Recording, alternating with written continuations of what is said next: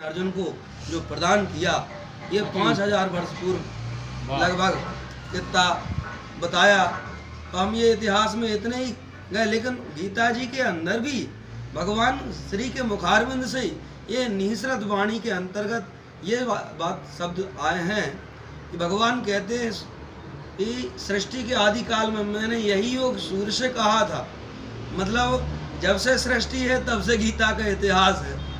ये बात हमें माने वही सनातन धर्म जैसे कहते हैं वही है गीता। और इस गीता के शब्दों के माध्यम से बड़े बड़े विद्वान शंकराचार्य आदि अनेक नाम हैं, कहाँ तक गिनाए जाएं। केवल भगवान की वाणी से ही उनने इतना महिमा मंडन किया है कि सबको आज गीता का प्रचार आदि की शिक्षा दे रहे हैं और उनके पद चिन्हों पर चल के नए नए विद्वान आज बन रहे हैं। ऐसे केवल वचन का ये जादू है, तो उनके लीला चरित्र आदि सब भगवान के वो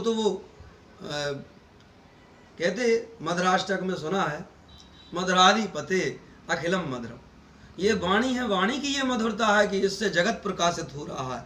तो फिर उनके वाणी जिन्होंने वे जो उनके समय पे भले ही उनके भाव दुर्योधन आदि जो भी थे उनके सन्मुख थे, उनको उन भगवान का जो है दर्शन स्पर्शन आदि जो हुआ है, बड़े सौभाग्य उनके हैं। वे बड़ी बढ़ती और बड़े सौभाग्य हम उनसे हम ईर्ष्या करें, क्योंकि हम कलिकाल के जीव। उनकी पदवियां तो हमें मिलने से रही। हाँ, भगवान का सहारा और विश्वास इतना है कि हमें वह उम्मीद जाग जाती है जब भगवान उसी गीता में भगवान कहते हैं। हमारी गीता माता के माध्यम से ये जानकारी हमें जब लगती है कि भक्ति से भगवान प्राप्त होते, प्रेम से भगवान प्राप्त होते हैं। और वे प्रेम से रिझने वाले भगवान कितने मिलते?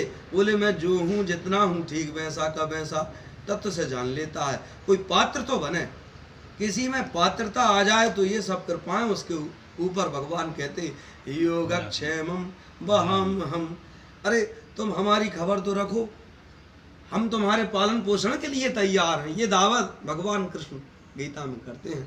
उन परम प्रभु परमात्मा के आज उन वचनों का, गीता जयंती का ये सुंदर अवसर, हम उससे बड़े लाभान्वित हैं।